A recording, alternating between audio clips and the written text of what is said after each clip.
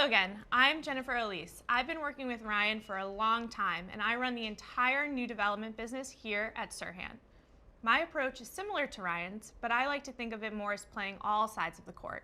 I focus on understanding all sides of the deal in order to get the best outcome for my client. To be able to do that though, I need to be a chameleon in my negotiation, and a lot of that relies on my ability to read the other people that I'm around. I actually started learning this skill as a waitress to get more tips, and it's something I've honed over more than a decade. Here's the thing, I handle things completely differently with different people, and reading the agent on the other side of the deal always gives me some insight into what will best serve all parties in the deal. From the very first time I meet the other broker, I am already planning on the best course of action to work with them instead of against them in order to get a deal done. I start by looking up the other broker's experience, figuring out what sort of ego is coming to the table. With a more experienced agent, I will soften my approach a bit. Let them think they have something to teach me. I play down what I have and what I know. With a newer agent, especially if it is one of the first 10 deals that an agent is doing, I like to take on the role of a mentor. I'll casually drop in a line like, oh, well, if it were my client, I would do A, B, and C. But it really all depends on the impression that I get from that very first time meeting them.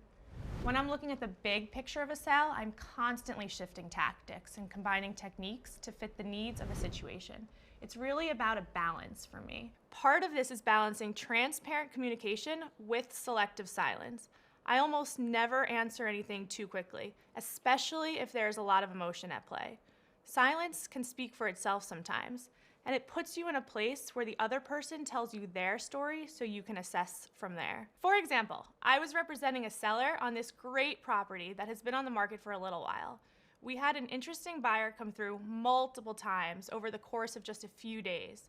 I watched the buyer's eyes light up when they saw this beautiful kitchen and this amazing views, and I knew they were hooked.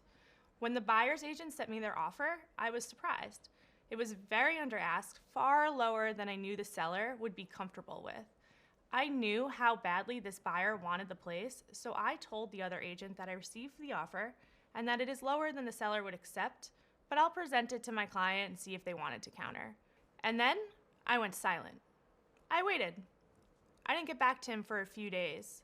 I assured my client, just wait.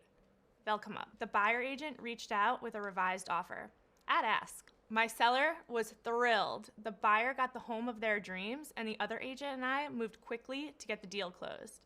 Everyone was happy. Everyone felt like they won, especially my client. The last piece of this is really paying attention to what the other people involved are saying. I always look at how they are communicating with me before I decide how to communicate with them.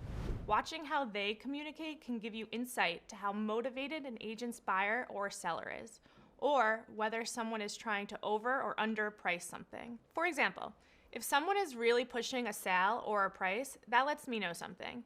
If it's worth what it's listed for, the broker shouldn't have to oversell. But if they are, it tells me one of two things. One, the seller really does not want to negotiate. Or two, the broker's letting their ego get in the way. We talk a lot in real estate about following up, and in most cases, it's the right thing to do.